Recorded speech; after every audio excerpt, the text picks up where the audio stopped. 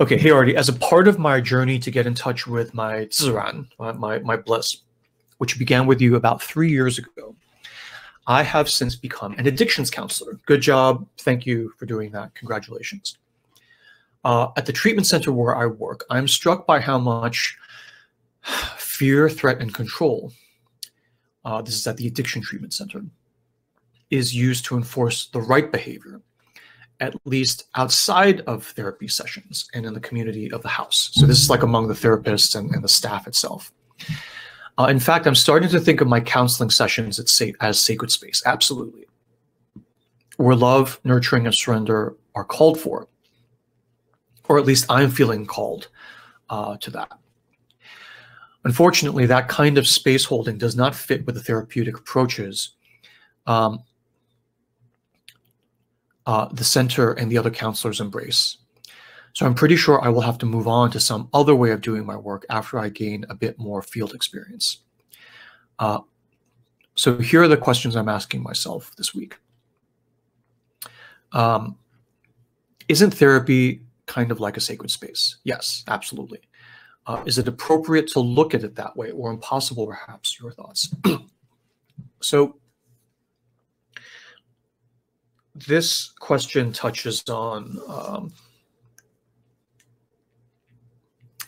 a kind of vast discussion that I'll spare you the gore, right? But I'll try to give you a thumbnail of it. And that is that, so yes, therapy absolutely can be a kind of sacred space where, you know, and we have the sense for it, where there's like, you know, patient, caregiver, physician-patient confidentiality that's protected by profane law also, right? And where all these sort of rules of ethics and code of behavior of what can go on in the therapeutic sort of setting. So ideally, right, therapy, all it is sacred space. And where we run into trouble with, you know, just frankly, I'll just call it like the business of modern therapy, is that modern Western science is a realm of curing, not controlling, not healing, curing, not healing. And there's nothing wrong with that. But for those of you who like are into like history of medicine, it is a realm of Hippocratic curing, not Asclepian healing.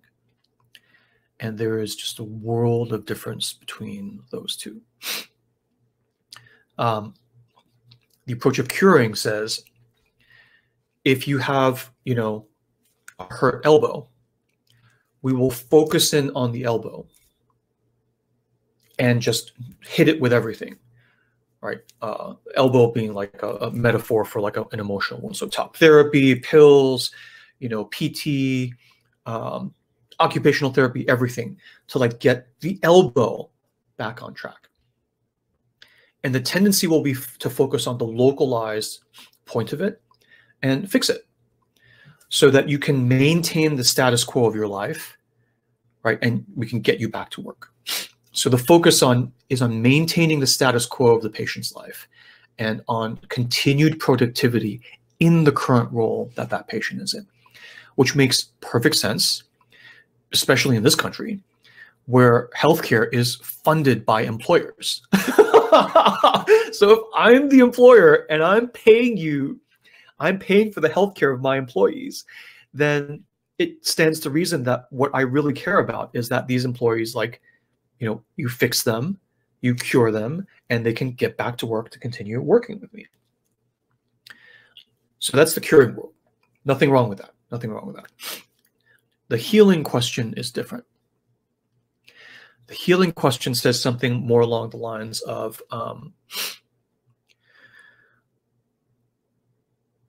what is the matter here? Right? What is going on here? For those of you who have done my like fairy tale mythic series, when I do the Fisher King story, the Celtic sort of myth of the Fisher King. The healing question is, what ails the king? Right? That is the healing question. It's not how do I get the grail? How do I sort of, defeat the monster? Right? The healing question is the grail. But the actual grail in the Grail Castle even can't heal the king, because it must be asked by another part of you, purely out of instinct, what ails the king. So that is the healing, as opposed to the curing question. The curing question is like, what do we need to fix? And the healing question is like, what's up? What's going on? Okay, and it's a subtle sort of difference in center of gravity. So the healing question with the elbow would be like, why is your elbow in pain? Right? And this is a stupid analogy, but it would be like, well, I'm a tennis player, and it's like, and you don't say, aha, tennis elbow. You say, okay, well, tell me more about that. And I'm totally making this up, right? So this is going to be ridiculous, but it's like, well, why do you play so much tennis? I play so much tennis because, and then it turns out there's like trouble in the marriage, and like you're looking for soothing, and you used to drink and you don't drink anymore. You just play tons of tennis, right? So it's like, the curing standpoint would say, well, here, take some ibuprofen and call me in the morning, and try to hit more of a forehand, not so much of a backhand. And the healing question, which is a huge can of worms, right, and costs a lot more in labor cost and overall cost of care, right? And the employer is like, I'm not responsible for your life, right? I'm already paying you a good wage for the work you're doing for me. My job is to like just get you back on the line so you keep working. Right? So I'm not blaming the employer. The employer is not in a sacred relationship with the employee, not in this society anyway. Right? And so it's just like, it's all profane, it's all transactional. And so when you get to, when you're in this curing realm, curing is more controllative, if I can use that as a word, controllative. Almost you could say profane, right? I don't want to sort of disparage it, because the power and the success of modern Hippocratic science-based, physical symptom-based medicine in the West has been fabulously successful, right? Saving hundreds of millions of lives, right, over history. So there's nothing bad at all to say about it, but it's not, it's simply one half of the sky. The other half is Asclepian. And Asclepian healing was like, it was all dream reading, for crying out loud, right? You would go in, you would sleep in the Abaton overnight until you were called to the Tholon, which was actually a labyrinth. I've actually visited the 3-circuit underground stone labyrinth. Actually, this past October in Greece, I kind of scooched closer. I almost got to climb down into it, but then the guard caught me and whistled me away. Much to the shock of my guests, right? I was just like, oh, I really want to like get down in there. And you would wander around circumambulating in the labyrinth with about an ankle deep sort of flow of fresh spring water and live non-venomous snakes, completely pitch black. No entrance. You would be lowered down in a ladder. And then after 3 days, you would pass out, have hallucinations. This is what they think happened. And then Asclepius, the god of healing, would come to you and tell you what to do next. And so, so anyway, in the modern sort of therapeutic realm, it takes its cues from Asclepius, because you're in talk therapy and you're just like asking, you're letting them start wherever they want to start. But the outer container, right, is all profane. It's being controlled by this profane world where it's like employer funded, and the focus is on money, return on investment, and outcomes. CBT, right? CBT is like tested, clinically proven, and it's like, well, why is it clinically proven? Because it yields the outcomes that we are looking for. Well, what are the outcomes you're looking for? Well, if they were here and they fall to here, we want them to excuse my language, get the fuck back up to here. Right? With no question as to whether this is the right path of your life, no question as to whether this is a mask, and no question whether this current status quo of life you're living right now is like trampling on your golden thread, every single morning when you get up. Heave yourself out of bed and go to work again. Right? And in the profane sort of world of curing, they're like, we don't cover that. That's outside of our scope. And I'm like, that's totally fair. That's totally fair. But the problem is there's no other part of society right now that does take care of that. And so it's, well, you get the society that we're in, which I love. I love the world as it is without condition, and parts of it are on fire. So I like run and try to help, So CBT is a kind of thing where it tends to tell you how you should think. Right? It's like, well, that's not really a positive thought. Let's like train you to get back to a more positive thought and less of a negative thought, which works beautifully because it tells you, and it gets you back to the outcome that we want, which is, get back on the treadmill and keep going. But as, the question of CBT trying to get you in as gentle and, compliant a way to think the way you're supposed to be thinking is a realm of control. Right, and fear, because God help you if you get CBT for like 3 or 4 weeks and you fail. There's nothing after that, right?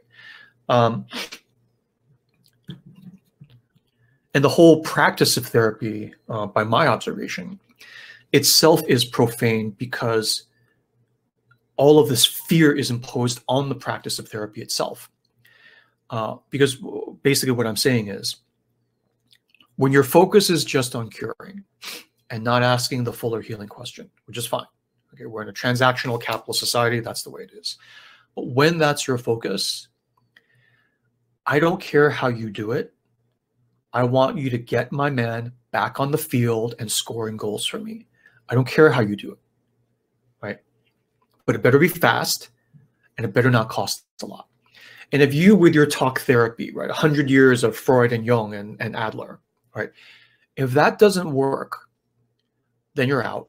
Or if it works, but it costs too much because it's like 10 weeks of like paying this therapist to sit in a room for an hour each week. When I can get the same or similar results by giving him a $5 pill every week, then I'm going to go with a pill, right? Because it's cheaper for the same outcome, right? Whatever voice or whatever thing was trying to get out from behind your mask, you like put the pill and you like nuke the shit out of everything. And I'm not saying pharma is bad. I'm not saying that at all. I'm saying in this metaphor, when you're in the sort of realm of the therapist, in this sort of profane landscape, battlefield, you have to answer for the curing question, not the healing question. And also at the same time, if you don't cure as cheaply and effectively as this pill, which is your competition, right, then you're completely, you're out of a job, right? So this entire temple is under threat, fear, and control as well. Okay. So your stuff better work, or else I'll pull your funding. And even if it does work, right, your competition is the entire pharmaceutical industry. And if they can come up with a pill that does what you do for 1/10 of the cost, then I'm going to go with the pill, and you're out, right? You're out because a pill has no labor cost. So long story short, in today's world, it is a tough slog to be an actual therapist. So I feel your pain. And what I love is that it's your bliss, it's your golden thread that led you into this.